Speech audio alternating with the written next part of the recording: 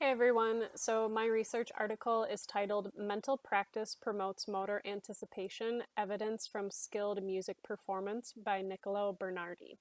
So the main point of this research was to compare the effects or the elements of mental practice and physical practice.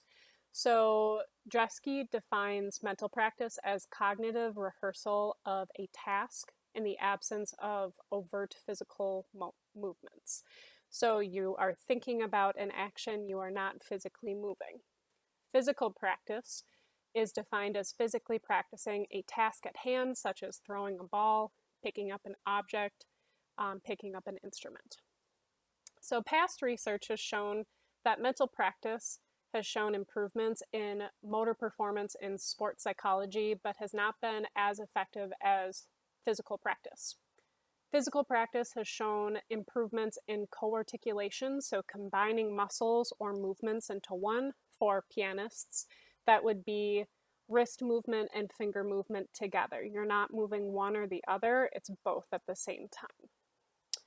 Physical practice has also shown improvements in timing or anticipating a movement needed to perform the task.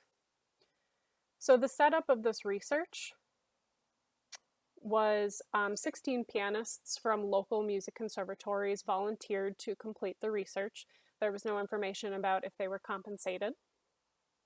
The age and the experience years for the two groups that I'll discuss in just a second were about the same for age and experience years, but the gender was a little bit different. So there were 10 females to 6 males. Two groups were formed. There was a physical practice group and a mental practice group.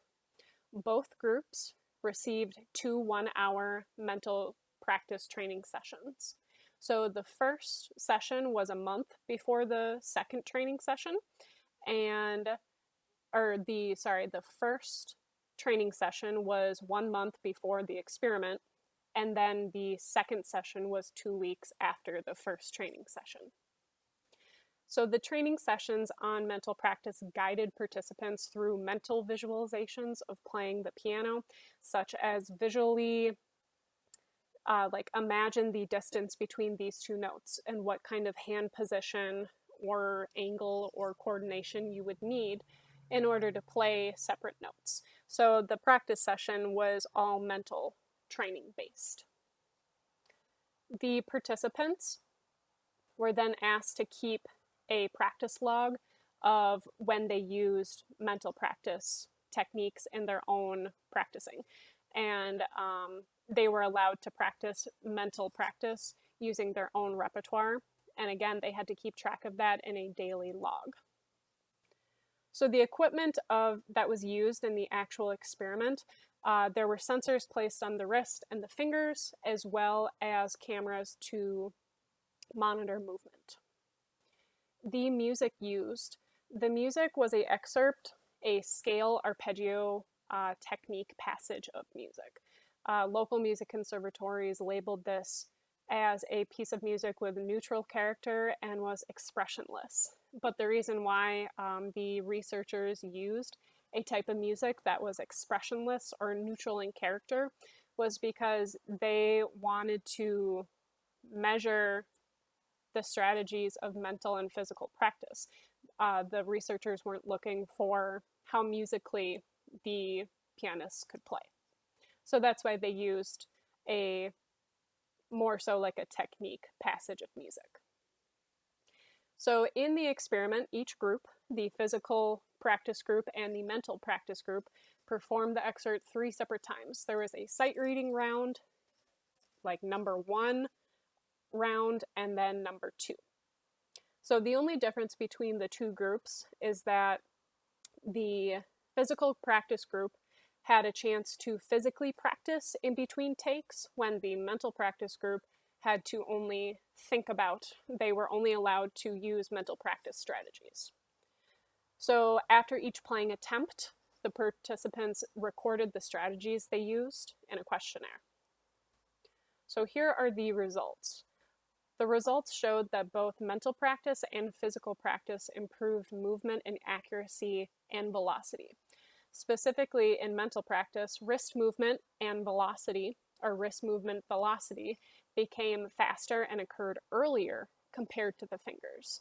So researchers suggest that musicians will place importance on hand position before they think about finger movements.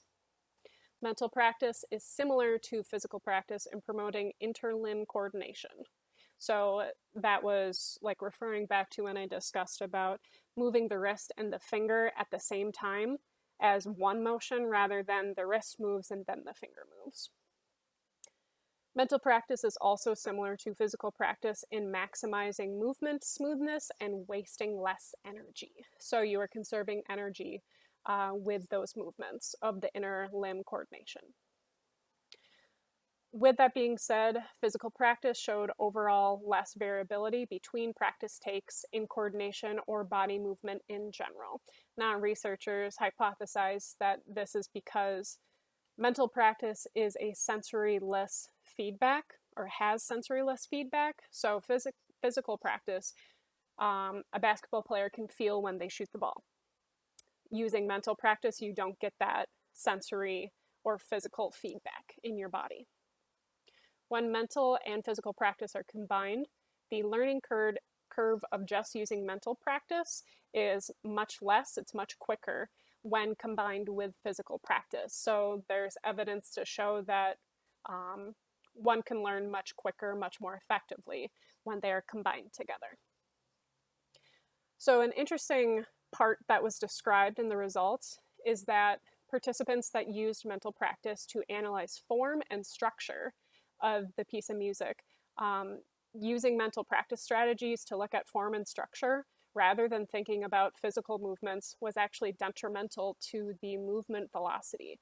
So this was hypothesized that taking time away from thinking about the physical movements was detrimental to their velocity scores. So when you have time to physically practice, it benefits the musician to think about the physical aspects rather than the structural aspects of the music. And then just to wrap up some big things to keep in mind, it's hard to eliminate one kind of practice from another. So both groups were playing the instruments and thinking about it. You can't just play or just think in these situations. Both groups were playing the piano and thinking at the same time. So it's impossible to take away the two from each other.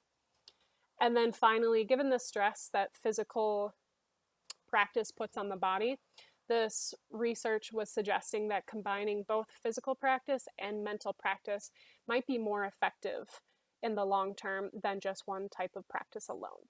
Let me know if you have any questions. I look forward to your feedback. Thanks.